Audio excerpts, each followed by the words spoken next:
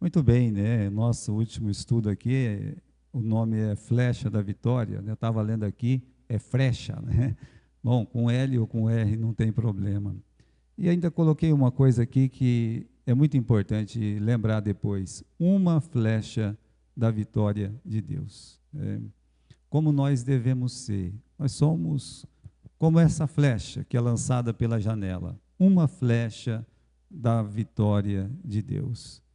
É, uma flecha apenas, ela não vai ter muito valor, mas quando nós nos tornamos uma flecha da vitória de Deus, é porque nós tivemos valor. Veja, irmãos, nós estamos terminando a história do Eliseu, e o Eliseu, ele se destaca no ministério dele, nem tanto pelos grandes milagres que ele realizou muitos, não foram poucos. Ele realiza o dobro de milagres do profeta Elias. Acontece que os milagres dele são não são aqueles, a não ser aquela ressurreição, mas parece ser coisa tão simples, tal, né? E há uma distância entre ele e os milagres que ele vai realizando pela mão dele, mostrando que a intenção do Eliseu é colocar no coração das pessoas que Deus está perto. Essa é a intenção dele. Ele queria que as pessoas crescem em Deus como ele cria em Deus. Queria que as pessoas tivessem a mesma experiência com Deus que ele, o Eliseu, ele tinha. E isso deveria ser o desejo de todos nós. Ele não queria ser mais poderoso, ou mais forte, ou mais milagreiro do que ninguém. É por isso que nesses milagres dele, né, ele fala assim: olha, vai lá, fecha a porta da tua casa, vai ressuscitar o menino, fecha a porta do quarto. Parece que ele é o profeta das portas fechadas. Mas por quê? Porque ele não quer aplauso. Ele não quer, todo aquele foguetório, todas essas coisas que os homens adoram de dizer. Não, o nosso profeta não é assim. Nosso profeta, ele vai para a guerra, ele fica no meio dos soldados. O nosso profeta, ele estava acostumado a lavar a mão do profeta Elias. E a humanidade não gosta de um profeta assim. Eles não gostam de um profeta que anda no meio de os soldados e come o que os soldados comem e anda com uma roupa que não é muito boa. As pessoas não gostam de um profeta assim. Meus irmãos, eles gostam de show, eles gostam de coisas grandes, bonitas, sabe? É isso que as pessoas gostam. E o nosso profeta não estava para isso. Mas veja como ele levava as pessoas a sentir a presença de Deus na vida delas. É por isso que eu chamo a atenção naquele milagre da viúva, por quê? Porque ele poderia ter feito aquele milagre. Ele poderia ter ido lá no centro da cidade e falar assim: olha, mulher, traz um monte de vasilha vazia aí. E ele pegar aquele tacho lá e ir enchendo um monte de tacho, né? E todo mundo olhar e dizer: ó, que profeta poderoso. Não. Ele olha e diz: a senhora tem uma botija cheia? Tem, então tá bom, né? Vai lá, pede todas as botijas vazias que puder e fecha a porta da tua casa aí, do teu quarto, fecha lá e vai derramando o azeite nas outras. Meus irmãos, é uma simplicidade. Olha, quando a mulher estava fazendo isso, ela podia até lembrar do profeta, mas não é o profeta que receberia a glória. Ela ia ver que Deus está com ela ali, ela mesma estava fazendo. Mas um profeta desse não vai ter valor, não tem valor. Olha aqui, meus irmãos, capítulo 13, versículo 14. Veja só, Eliseu estava doente da doença que ele morreu. A última coisa que o Eliseu faz está no capítulo 9. Ele pega um discípulo dele e faz o quê? Ele pega e fala assim: você vai ungir Jeú, rei de Israel. E era uma profecia antiga, desde o tempo do Elias. E aí o menino sai correndo e unge aquele capitão, rei de Israel. É a última coisa que ele faz. Agora, existe um silêncio e um enorme caos entre o capítulo 9 e o capítulo 13, onde ele reaparece. Veja só, ele aparece no capítulo 9 e reaparece morrendo no capítulo 13. Entre o capítulo 9, que ele dá a ordem, e o capítulo 13, em que ele aparece para morrer, já se passaram mais de 45 anos. São 45 anos de silêncio. Não sabemos se ele fez algum milagre, provavelmente não. Não sabemos se alguma coisa aconteceu, né? E o que aconteceu? Ninguém sabe nada. Olha, meus irmãos, na verdade, esse profeta foi colocado de escanteio. Muitas coisas começaram a acontecer. Coisas terríveis começaram a acontecer. As profecias começaram a se cumprir. O próprio Jeú matou o rei de Israel, ficou rei no lugar dele. O rei de Judá estava perto, ele mandou matar também. Depois ele foi lá, matou a Jezabel. Oba, Jezabel morreu, isso, né? Morreu, né? Tanto, pegou e acabou com a casa de Acabe. 70 homens da casa de Acabe foram levados, as cabeças deles num cesto para o Jeú. A Atália assumiu o trono de Judá. Como? Matou filho, matou neto, matou toda a descendência, menos um, que se tornou o rei Joás. Mas tanto o reino do norte, quanto o reino do sul, caos completo nesses 45 anos. Lutaram contra os sírios, perderam. Lutaram contra os sírios, perderam. Lutaram contra os sírios, perderam. A ponto de Deus dizer assim, que os sírios arrasaram completamente, tomaram aquele monte de terra deles, e a ponto de Deus dizer que ficou em Israel 50 carros, 10 cavaleiros e 10 mil soldados. Para os irmãos terem uma base de ideia, os sírios que lutavam contra eles tinham 1.500 carros. Era muita diferença. Ou seja, a nação de Israel praticamente acabada, destruída.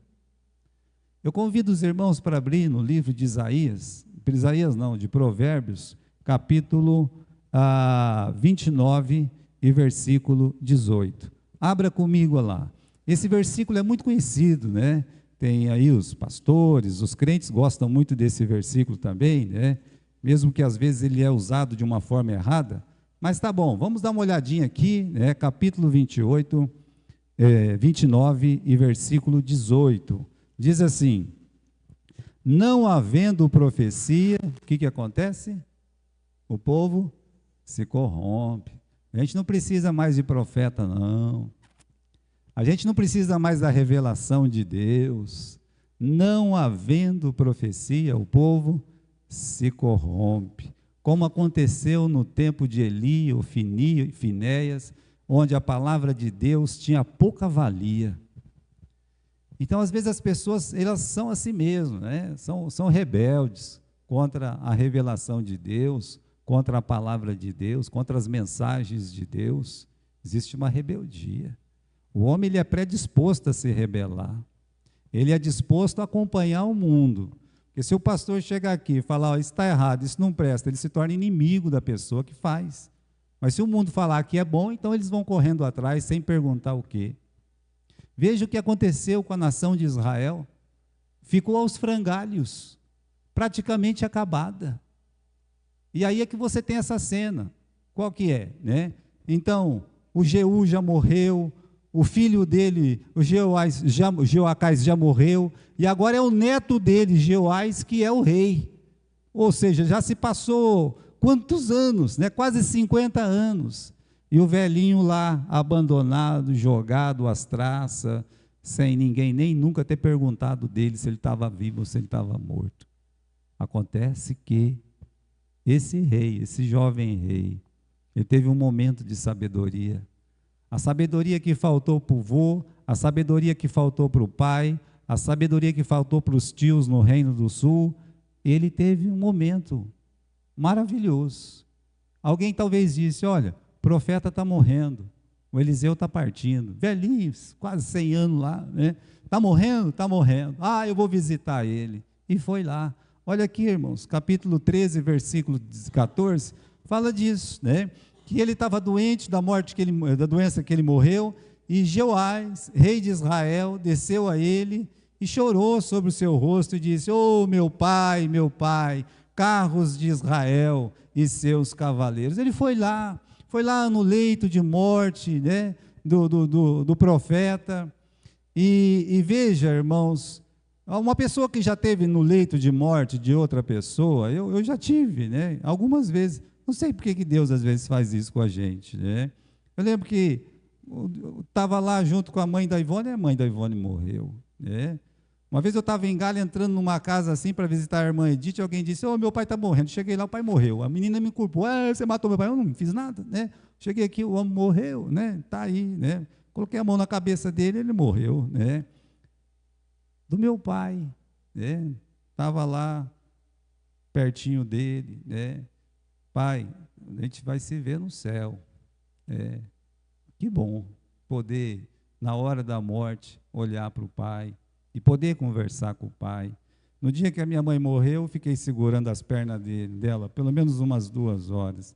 Pude olhar, Deus fez isso comigo.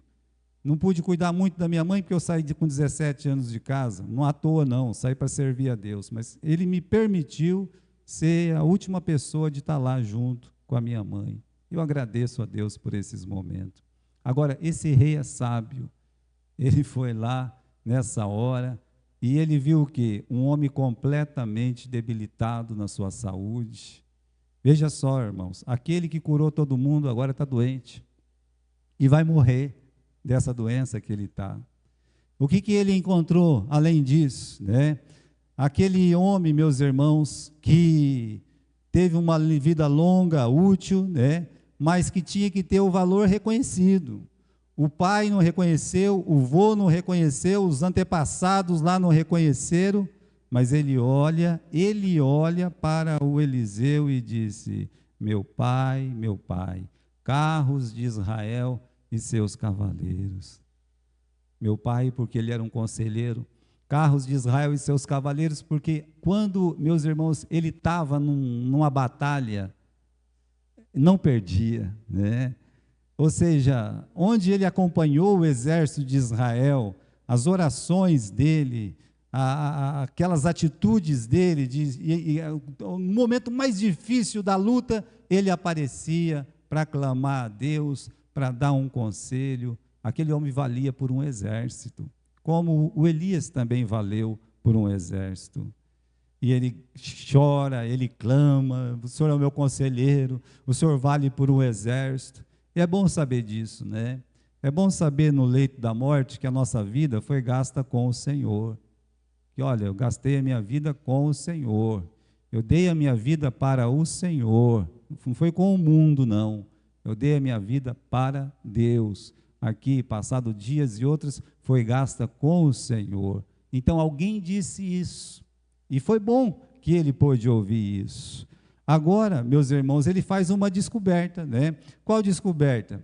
Ele faz a descoberta que o Eliseu, mesmo velhinho, está lá no seu último momento, seu último suspiro, ele tem olhos para os campos.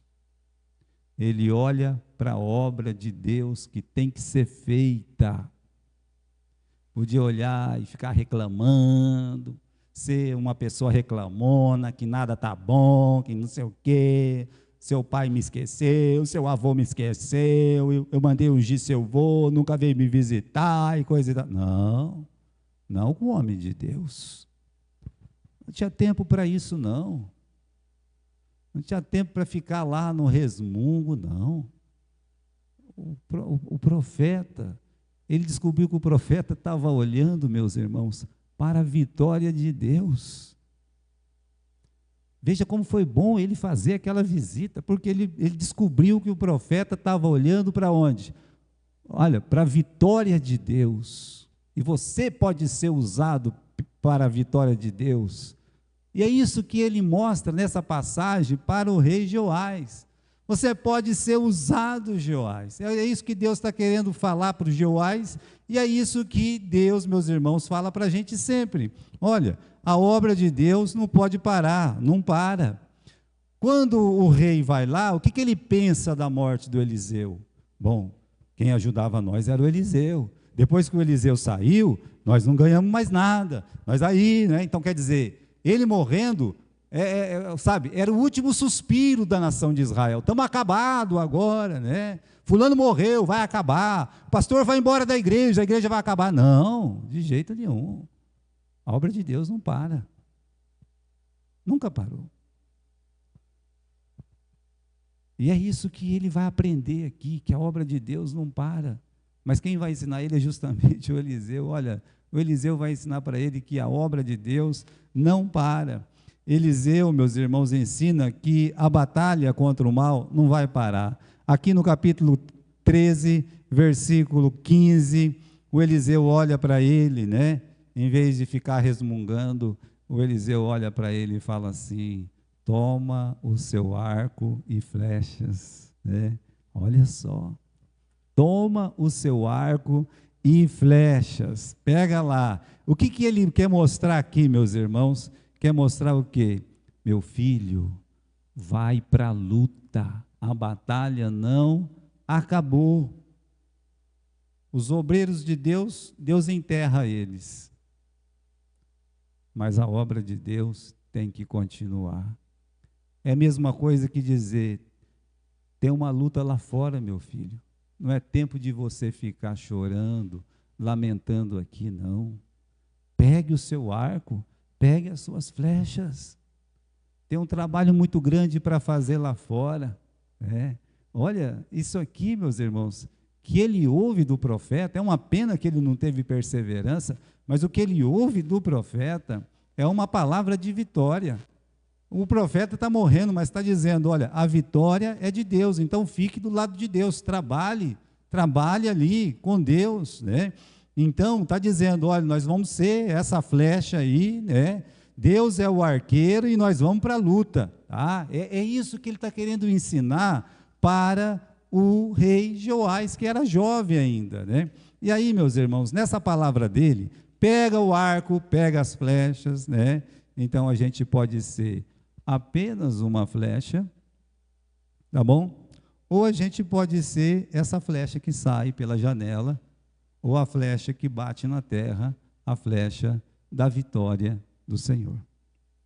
Eu acho que cada crente vai decidir o que ele quer ser. Se ele quer ser uma flechinha de adorno, né?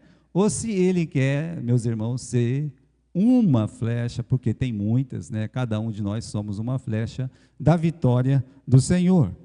Eu vejo, né, aqui em casa, a Sandra acho que deve lembrar, meu pai uma vez, eu não sei para onde que ele foi, que ele arrumou um arco e tinha umas flechinhas, não sei se você lembra disso, Sandra, na nossa parede, tinha um negócio daquele lá, não sei se foi o pai ou foi o Rock, pendurou aquele negócio lá, né? Uma vez eu falei assim, eu vou ver se esse negócio atira, não atirava coisa nenhuma, né? Porque era coisa que se compra assim, para adorno. Mas às vezes você vê na casa de uma pessoa lá pendurado, ó, um arco, uma flecha, oh, que bonito, né? A cabeça de algum bicho ali e tal, ó, cacei com aquilo. Tá, meus irmãos, aquele arco, aquela flecha é bonito para ver, é elegante, mas não serve para nada, para absolutamente nada. Então, para adorno, pode ser, né?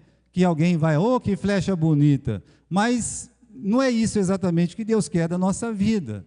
A gente pode ser essa flecha na parede.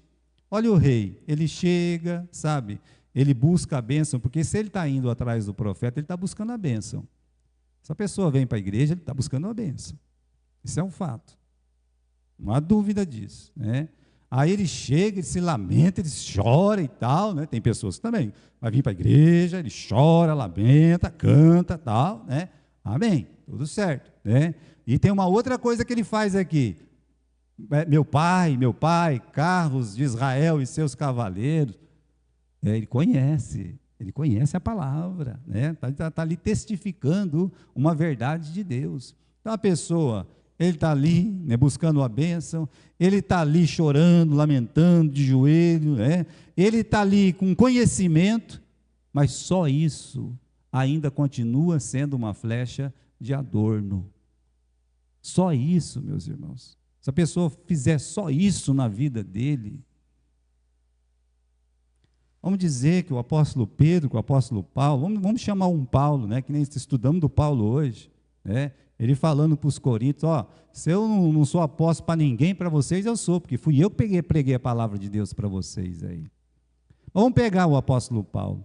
Vamos dizer que ele queria ser uma flecha assim, que ele chegasse, buscasse a bênção de Deus, que ele chegasse na igreja, quando um pastor ou algum irmão desse um testemunho, pregasse, ele chorava, na hora da oração ele chora, ainda vai cantar, ele chora também, né? E aí ele aprende a Bíblia, ele sabe a verdade de Deus, e ele sai para fora, está tudo bem, só na próxima semana que ele vai fazer essas 3 coisas de novo. Continua sendo uma flecha na parede. Ele não teria aberto um trabalho. Ele não teria ido para Chipre. Ele não teria ido para a Galácia. Ele não teria ido, meus irmãos, para a Acaia. Não teria ido para outros lugares longínquos. As igrejas não teriam nascido. Então a gente pode fazer tudo isso aí e ser uma flecha na parede. Ali, está lá, está bonito, todo mundo gosta, legal.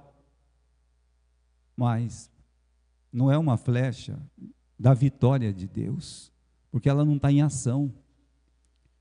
Veja, meus irmãos, a gente deve ser uma flecha da vitória de Deus.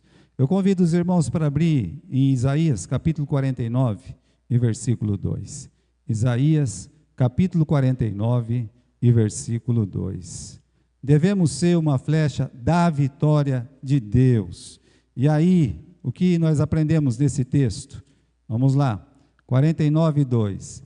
O Senhor fez a minha boca como uma espada aguda, com a sombra da sua mão ele me cobriu. Ele me pôs como uma flecha limpa e me escondeu na sua aljava.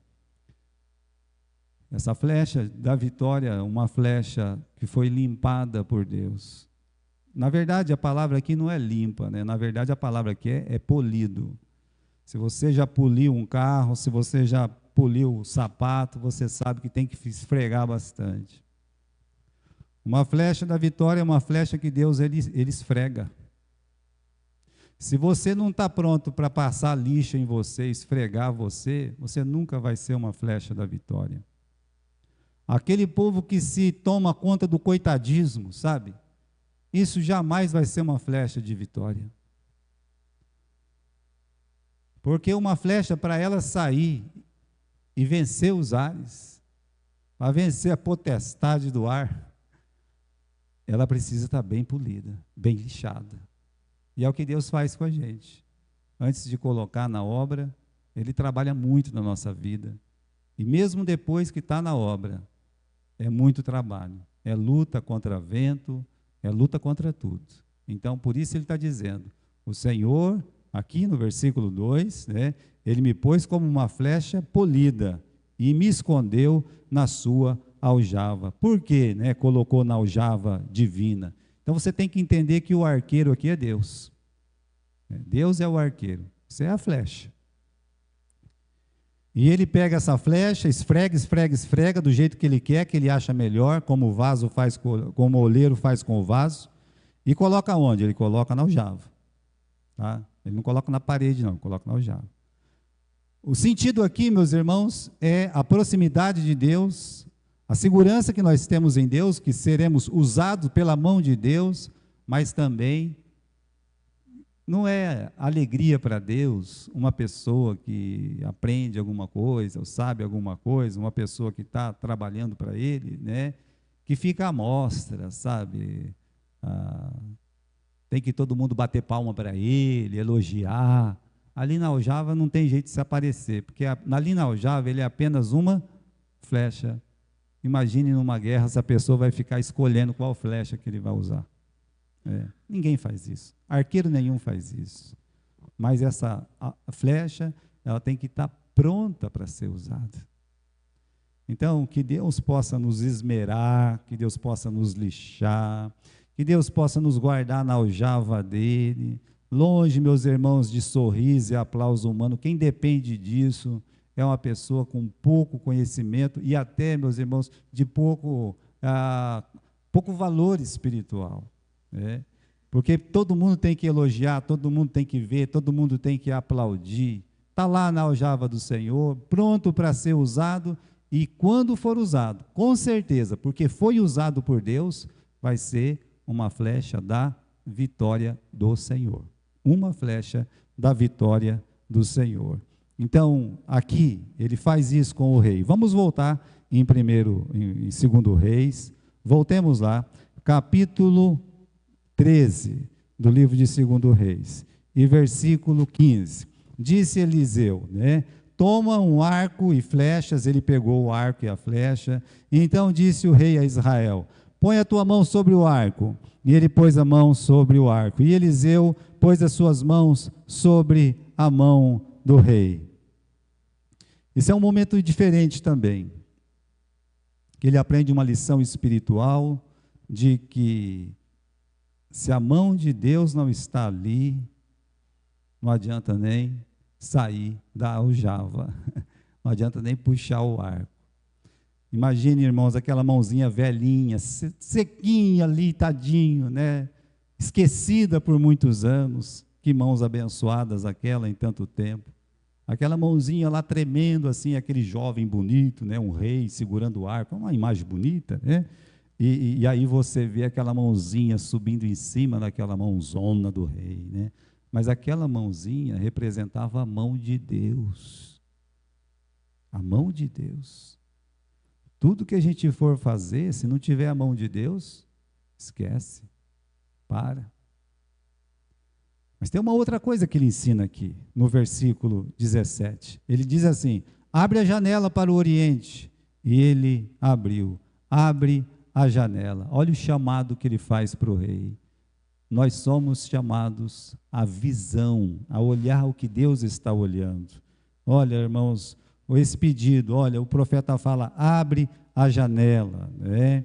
É a mesma coisa que dizer assim: meu filho, olha, tem uma batalha lá fora. Queridos irmãos, Jesus estava conversando com a samaritana, evangelizou a samaritana com amor. Ela no começo não entendeu, mas depois ela entendeu, ela creu em Cristo como Salvador. Aconteceu que os apóstolos chegaram justamente no momento que ele estava conversando com aquela mulher, e eles não gostaram muito daquilo. Ninguém perguntou nada, mas a Bíblia diz que eles não ficaram muito contentes. E essa mulher saiu lá para falar de Jesus para os samaritanos. Eles chegaram, trouxeram a comida, né? E Jesus fez um pedido para eles. Disse: levanta os olhos, ergue a cabeça de vocês. Vejam, os campos já estão brancos para a colheita. Olha o que Jesus disse para eles. O campo era Samaria, que eles não queriam ir de jeito nenhum. Se vocês levantar um pouquinho mais a cabeça, você vai ver uma alma perdida lá, né? Como aquela samaritana era uma alma perdida. Meus irmãos, o evangelismo naquele dia foi uma maravilha. Mas o que o profeta está pedindo para o rei é a mesma coisa. Abre a janela, ou seja, ergue a sua cabeça, tenta enxergar que tem necessidade lá fora, que o mundo está perdido, sem Cristo, sem salvação. Sem essa visão, como é que nós vamos querer sair para fora, se sem essa visão? Tem que abrir a janela, meus irmãos, tem que abrir o coração, abrir os olhos, né? Como é que ele vai jogar a flecha se a janela está fechada, né? Não tem jeito de ficar jogando flecha só dentro da casa, não vai adiantar muita coisa.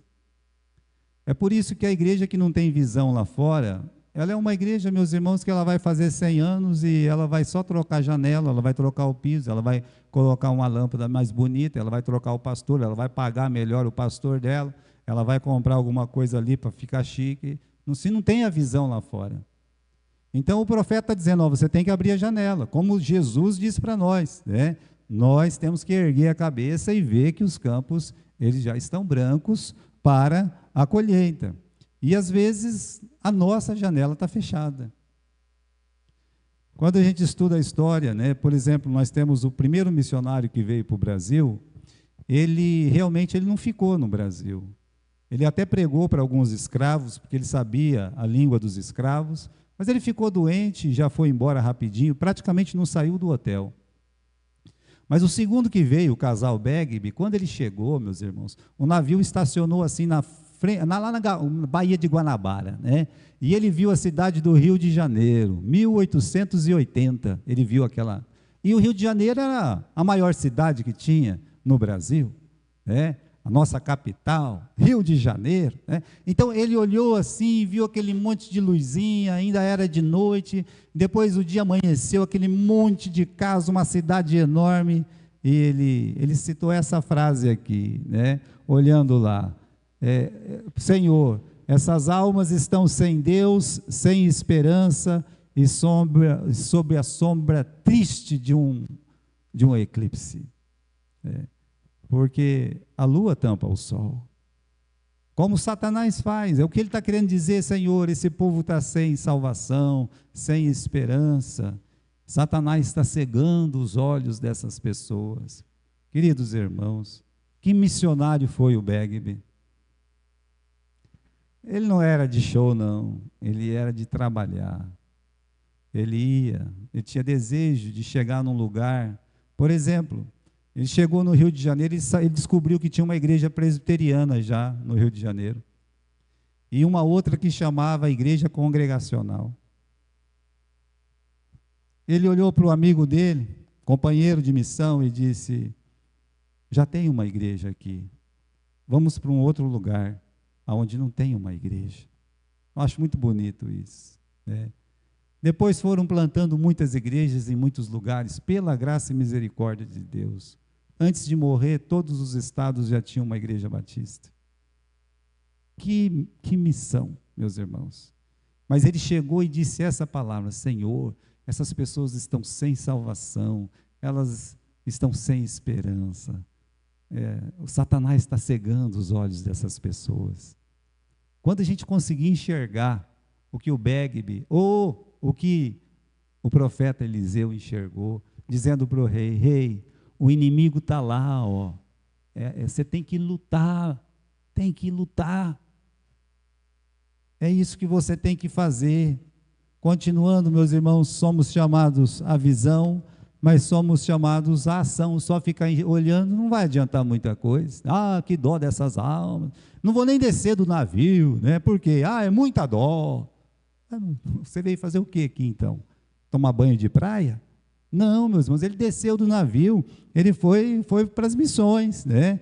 Então aqui no capítulo 13, no versículo 16, 17, abre a janela, ele abriu, está dito aqui, né? E então Eliseu diz: atira. Aí, meus irmãos, ele atirou, ou seja, ele foi chamado à ação, né? Para atirar a flecha, e ele atirou a flecha. Atira, e quando ele atirou a flecha ainda, meus irmãos, estava a caminho, quando o velhinho lá, moribundo, morrendo, gritou 2 vezes: flecha da vitória do Senhor, flecha da vitória contra os inimigos do Senhor. Porque quando nós criamos coragem de pregar a palavra nunca volta vazia. Sempre que essa flecha sair da aljava do Senhor, vai ser uma flecha da vitória do Senhor. Não tem jeito de não ter vitória quando nós pregamos a palavra de Deus. Não tem jeito. É a flecha da vitória. O que eu tenho que fazer? Você tem que agir, você tem que trabalhar.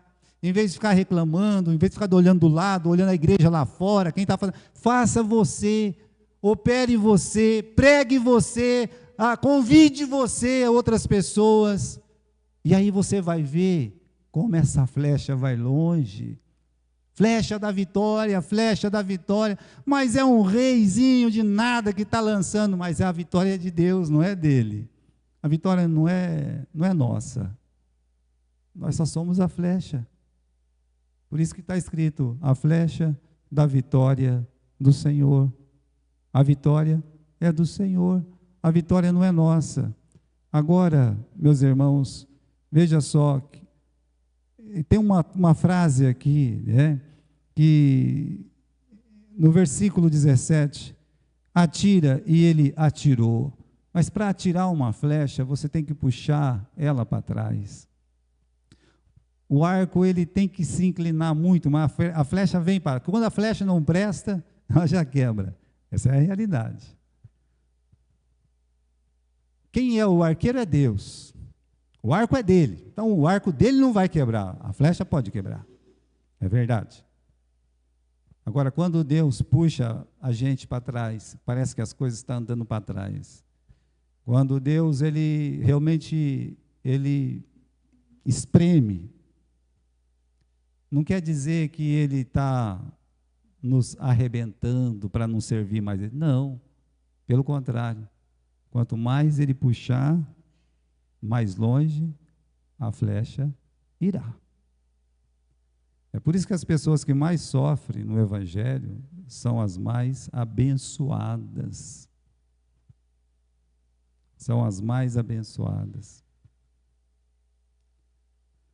O ministério de uma igreja, quando ele é mais sofrido, ele é mais abençoado. Quanto mais puxa para trás, mais ela vai para frente. É um símbolo da humildade também, o que Deus quer fazer. Deus quer fazer com que a pessoa fique humilde. Se ele tiver que usar quantas coisas for, ele vai usar, não tem problema, contanto que a flecha saia. E a flecha saindo é a flecha da vitória do Senhor. Bom, essa flecha foi pela janela. Agora, meus irmãos, e a flecha que vai para a terra? Versículo 18. Disse mais: toma as flechas, e tomou-as. Então disse ao rei de Israel: fere a terra. E ele feriu 3 vezes e cessou. Aí o homem de Deus se indignou e disse: você deveria ter ferido 5 ou 6 vezes, então a sua vitória seria completa. Olha só, tem um simbolismo muito grande aqui. Agora ele fez certinho, lançando a flecha para a janela, E agora a flecha que tem que ser batida no chão, ele pegou aquelas flechas, sabe? Bateu uma vez, bateu 2, bateu 3, não bateu mais, sabe? Um desinteresse. O que é isso? Falta de perseverança, O que falta não só para os servos de Deus, para a igreja em geral, é perseverança. A gente aprende muito quando a gente busca criança para a igreja. Quem nunca buscou não vai saber disso. Mas quem busca sabe. Eu não aprendi a buscar criança com outra pessoa, senão com a Mariazinha. Ela foi a pessoa que me ensinou a buscar. Ela fazia uma rota na antena. Ai, menino, vamos comigo. Eu era criança ainda, mas eu fui com ela, Eu me lembro perfeitamente daquela imagem de uma criança chamada Fia, lá da antena. E a mãe disse assim: ela não vai hoje, porque ela ainda não tomou banho, um frio. E a Maria disse: fique aqui que eu vou na outra casa. E já a mãe dela solta ela. Eu fiquei lá, uma criança. Daqui a pouco aquela mãe pegou a menina, saiu, tirou da cama, jogou debaixo da torneira, tá? Assim, como é que fala? O tanque, E era um tanque que tinha uma tábua assim, e lavou a cabeça da menina, lavou a menina, Eu falei: valei-me Deus, num frio desse, essa menina tomando banho na torneira. E a menina ficou prontinha, magrinha, tadinha, com o cabelo tudo espetado, e fiquei contente para a igreja, assim, sabe? Quem pegou criança sabe como é que é. Eu falo para o Felipe, vou com a Maria Lídia, a gente estava fazendo visita ali, de repente, eu olhei e tinha umas crianças, que nunca aparece criança daquele condomínio, tinha umas crianças lá. Estava o Daniel e a Maria Lídia, eu disse: vai os dois ali, mais rapidinho lá, Estava conversando com uma irmã da igreja, e aí fiquei só de olhando assim, os dois foram lá e tal. Olha, no outro dia veio 5 crianças novas, não foi, Maria Lídia? Não foi, Daniel? Estão vindo até hoje. Se você não tiver perseverança, você vai ter pouco resultado. É por isso que quando bate na terra, meus irmãos, esse mundo a gente tem que ter perseverança nele, sabe? A batalha não é fácil. E às vezes a gente para. Por que a gente para? A gente para porque a gente satisfaz com o resultado. Ah, já tem 10 crianças, tá bom demais, né? A gente acha que a gente já fez muito. Não, já trabalhei muito, né? Estava conversando com uma senhora, estava falando lá na igreja do Morumbi, né? A pessoa está 30 anos desviada da igreja. 30 anos. E disse, eu já trabalhei muito, e recebendo o testemunho que trabalhou mesmo. Trabalhou, era a verdade dela. Eu não preciso mais trabalhar para Deus, porque já trabalhei muito. Falou assim, pessoa nova, sabe? E aí, está com essa coisa na cabeça. O coitado do Eliseu está trabalhando até o momento da sua morte. Está morrendo ali, ele está trabalhando. Perseverança. Uma coisa, meus irmãos, é a gente orar por uma pessoa um dia, 2 dias. Outra coisa é você orar sempre por essa pessoa. Uma coisa é você trabalhar na igreja, fazer o trabalho um dia. Outra coisa é você fazer sempre. Perseverança é não desistir. Não desista. Professores da escola dominical, irmãos que buscam criança, irmãos que buscam adultos para vir à noite, que trabalham, não desista. Seja perseverante. Não importa se os irmãos gostam de você, se não gostam, não importa se alguém dá valor para você ou não dá. Eu, por exemplo, eu dou muito valor para uma pessoa que vai buscar outras pessoas, que buscam crianças. Eu amo esse trabalho, porque eu fui ganho por esse trabalho. Eu fui ganho por um trabalho que não estava na minha cidade, por isso que eu gosto de tentar ir em outra cidade. E aí, meus irmãos, tem uma outra coisa aqui, né? A gente deve reconhecer sempre que a gente pode fazer mais. Nunca é em Deus que nós somos limitados. Nós somos limitados em nós, em Deus não. A gente não tem mais de Deus, por quê? Porque a gente não pede. Você vê aquela oração do Jabez, ele pede cada coisa, e Deus dá tudo.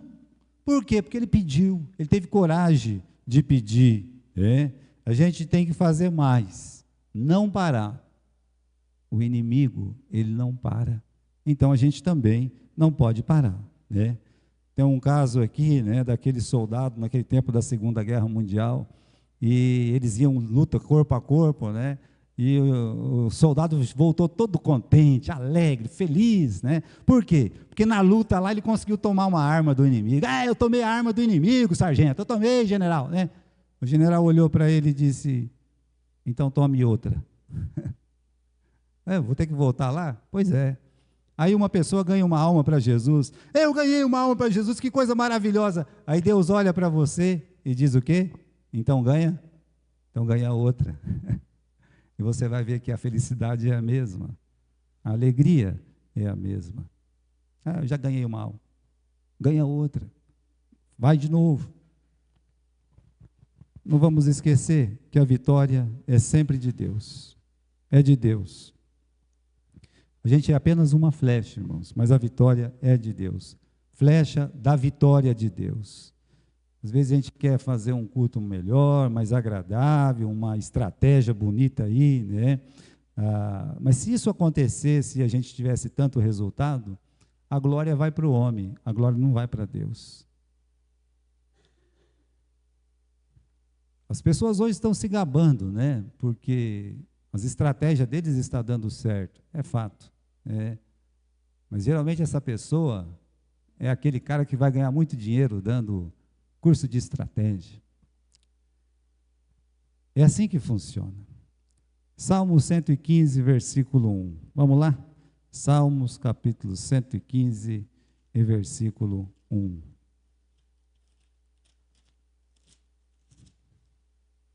Não a nós, Senhor, não a nós. O dia que a sua classe estiver cheia, o dia que a sua perua, a sua van estiver cheia, o dia que essa igreja estiver cheia, o dia que outra igreja estiver cheia, a palavra deve ser, não a nós, Senhor, não a nós, mas eu, ao teu nome, dá glória, mas ao teu nome dá glória. Tem um hino muito lindo, hino não, é um corinho, não a nós, Senhor, não a nós, mas ao teu nome dá glória, por amor da tua misericórdia, não a nós, Senhor. Olha, o profeta lembra ele, é a vitória de Deus. Que bom poder ser uma flecha da vitória de Deus, né? Então, quando você vê as vitórias da Bíblia, parece que as estratégias humanas é meio maluca, né? As estratégias que Deus usou. É uma coisa maluca usar um estilingue para matar um gigante, cheio de espada, de arma, né? É uma coisa maluca marchar lá na cidade de Jericó, ficar marchando, cantando, tocando buzina, né? E a muralha caiu. As estratégias de Deus é meio doida mesmo, né? Deus pegar o Gideão, não, tem muito aqui, pega só esses 300 aí, né? E luta contra 100.000. Pois é. As coisas de Deus parece que é meio doida. É para humilhar essas estratégias humanas. Deus faz isso. Deus, às vezes tudo que precisa é colocar um chapéuzinho, uma roupa diferente e ir para a obra. O Hudson Taylor fez isso. Chegou de Londres, todos os pastores engravatados, bonitinho, ninguém queria fazer nada. Aí ele pegou, via que todo mundo tinha uma roupa lá diferente, um chapéu na cabeça. Ele comprou um chapéu, vestiu igual e foi para o meio do mato. Os pastores ficavam tudo na cidade. E aí começou a agência missionária da China. Que grande obra aquele homem fez. Que coisa maravilhosa. Vitória de Deus, né? Vitória de Deus. Quero terminar, meus irmãos, dizendo o seguinte: o tamanho da nossa vitória depende do tamanho da nossa fome, tá? Se uma pessoa satisfaz com pouco, pouco ela tem. Como eu disse, né? Se a gente quiser, a gente fica só aqui dentro da igreja mesmo, não tem problema. Mas uma coisa é certa, lá fora, nós trabalhando, nós estamos sendo vistos. Eles vão lembrar da gente. Uma hora lembra, não importa quando, mas a gente, enquanto estiver lá fora, esquecer aqui dentro e buscar lá fora, a gente vai ser lembrado. Quanto mais a gente busca de Deus, mais Ele tem para dar. O segredo é buscar, bater e vai se abrir, né? O tamanho da nossa fome determina o tamanho da nossa vitória. E quem diz isso é o próprio Eliseu. O Eliseu, o Elias fala, pode fazer um pedido, Eliseu. Eu quero a porção dobrada do teu espírito. É o moleque abusado, né? Ai, que atrevido. Dá um croque na cabeça dele se fosse hoje, né? Eu quero a porção dobrada do teu espírito, né? O moleque era chulé mesmo, o moleque era terrível. Mas ele não recebeu? O Elias fez 8 milagres, ele fez 16. Olha aí, meus irmãos. O Elias ressuscitou 1. O Eliseu, 2. E aí? Então, meus irmãos, a nossa fome vai determinar. Quando a gente perde a fome é horrível, é uma coisa triste perder a fome, né? A fome espiritual também. A gente tem que ter essa fome espiritual. Então, tenha fé em Deus. Tem muita obra que começou e parou porque falta de fé em Deus. Às vezes a gente desanima. Uma coisa é desanimar, outra coisa é parar. Às vezes você chega num lugar, e isso aconteceu muitas vezes, né? Eu, quando era jovem, eu preparava assim, uma mensagem para a Gália. Eu gostava de estudar, eu passava a tarde toda estudando, né? E fazia uma mensagem, eu falei assim, essa mensagem.